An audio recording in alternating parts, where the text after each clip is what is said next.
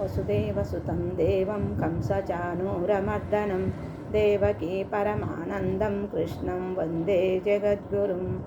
ॐ श्रीकृष्णपरब्रह्मणे नमः।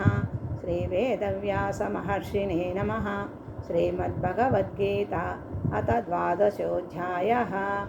भक्तियोगः।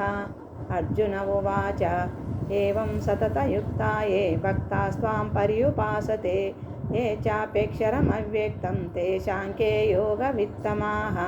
श्रीभगवानुवाच मय्यावेश्य मनो ये मां नित्ययुक्ता उपासते श्रद्धया परयोपेताः ते मे युक्ततमा मतः।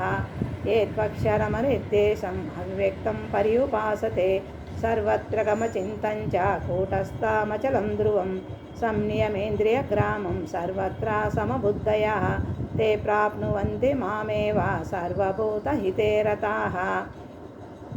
क्लेशोऽधिकतरस्तेषाम् अव्यक्तासक्तचेतसाम् अव्यक्ता हि गतिर्दुःखं देहवद्भिरवाप्यते।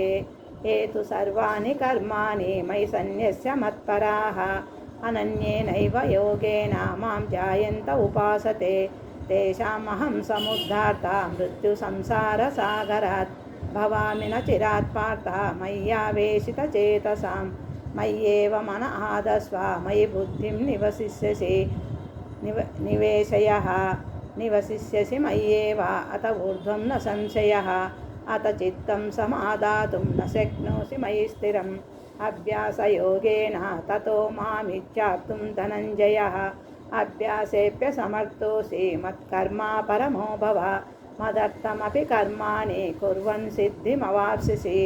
अतैदप्यशक्तोऽसि कर्तुं मज्योगमाश्रितः सर्वकर्मफलत्यागं ततो कुरु यथात्मवान्। श्रेयो हि ज्ञानमभ्यासात् ज्ञानाज्ञानं विश्यते ध्यानात् कर्मफलत्यागः त्यागाच्चिन्तिरनन्तरम्।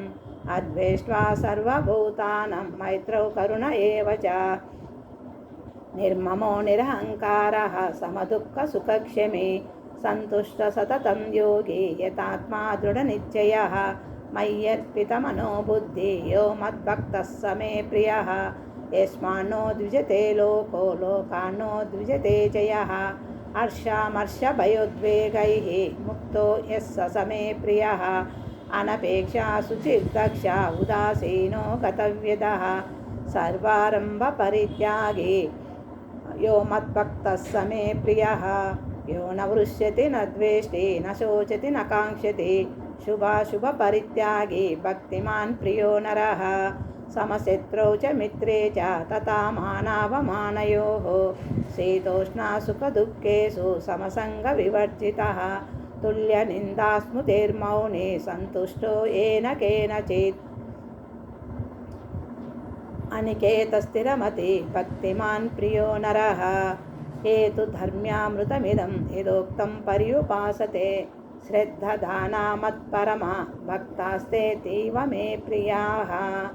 ॐ तत्सदित्। श्रीमद्भगवद्गीतासु उपनिषत्सु ब्रह्मविद्यायां योगशास्त्रे श्रीकृष्णार्जुनसंवादे अथ 12. भक्तियोगः। श्रीकृष्णार्पणमस्तु।